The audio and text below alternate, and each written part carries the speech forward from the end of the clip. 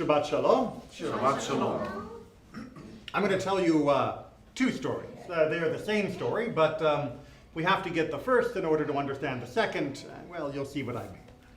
So in this week's Torah portion of Ki Tisa, we have a fascinating episode, and one that I'll deliver in its straightforwardness for you. And then we'll tell it again the second time.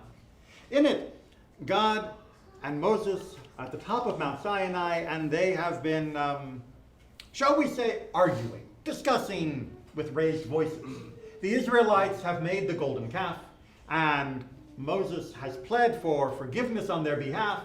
God has acquiesced. But Moses, being Jewish, is a little pushy, and tries to go a little bit further than this, because he is confused. He is trying to understand, when is it that God will show compassion and forgiveness, and when will God not show compassion and forgiveness? That is to say, when do our actions lead inexorably to an immediate punishment, and when is there a delay, a chance for a nation, even that has just violated one of the main commandments, to be forgiven at that moment? When will those opportunities be given? Or to put it another way, how does God pick and choose how much mercy to extend at different times? And God tells Moses, well, I can't tell you exactly, because no one can see my face and live. But here's what we're going to do. There is a gap in the mountain, and you'll go stand in that crevice, and I will make my glory pass before you, and I will cover you with my hand, and when I pass, I will take my hand away, and you will be able to see me from behind. And Moses does that. End of story.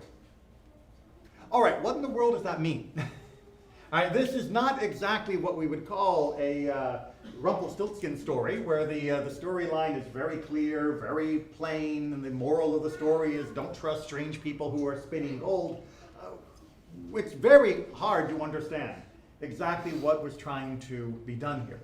Well, first of all, let's rewind and take it out of fairy tale land, because despite the anthropomorphic description of God as walking past and having a hand, and you can't see my face, but you can see the back of my head, we know from Torah itself that God does not have a literal face, he does not have a literal back of the head, and he doesn't have a literal hand. God has power to do things, often represented by the idiom of using a hand. God certainly will show his presence to people, often being done through the idiom of God's face, and God will often, well, not be looking at people, often seen as the back of the head. But in this particular case, something much more profound is being said. It is being said that humans, including Moses, the greatest prophet of all time, the one who was able to perceive God more clearly than anyone else, simply cannot fathom what God is doing. This is the answer at the end of the book of Job, where God reaffirms that Job indeed is a good person. And this is what is being stated here, that as much as we wish to have a full and complete accounting, a total understanding of all of what God does in this world, and where compassion and mercy are extended and where they are withheld and why and all of that, we simply as humans can never fully appreciate all of that. It just will not fit within our minds. There is a limit. But does that mean that God is fundamentally unknowable? No. Because we can catch glimpses, not straight on, not in advance. We cannot preemptively say, in this case, that's what God is going to do. But we can catch glimpses when an event has passed of some hint, perhaps, of what we have been party to see. Not clear enough to be able to make determinations, and certainly not clear enough to ever pass judgments of guilt or blame upon others, but perhaps to still feel the presence of God. But our sages in the Talmud were not content with this straightforward reading, as our tradition laid out, and they added another element, one that is very perplexing and also beautiful. They said that when Moses saw God passing by, when he turned and saw the back of God's head, that he didn't just see the back of God's head, he saw the knot of God's tefillin. Let's unpack that a little bit. Tefillin, as those of you who come to our weekday services will know, are those leather boxes we wear on our head and on our arm as part of the commandment of bind them before your eyes and upon your arm. We talk about that in the Ve'ahavta a little bit later on this evening. Well, the rabbis say that God wears tefillin too. Now, again, set aside the anthropomorphism. God does not have a literal head to tie leather straps and a box onto.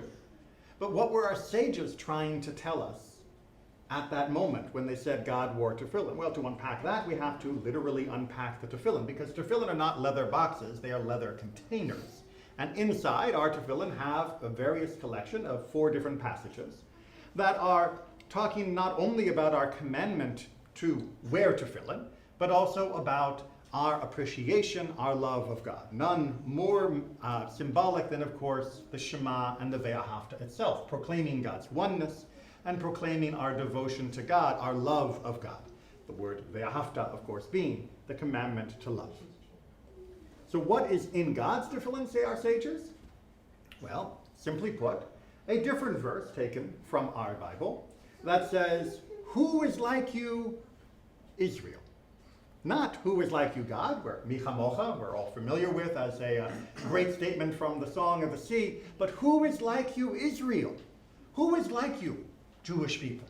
What other nation is like you? You are Goy Echad. Goy Echad. And no, Goy does not mean non-Jew. Goy is simply the Hebrew word for a nation, a people. And Goy Echad, you are a singular people.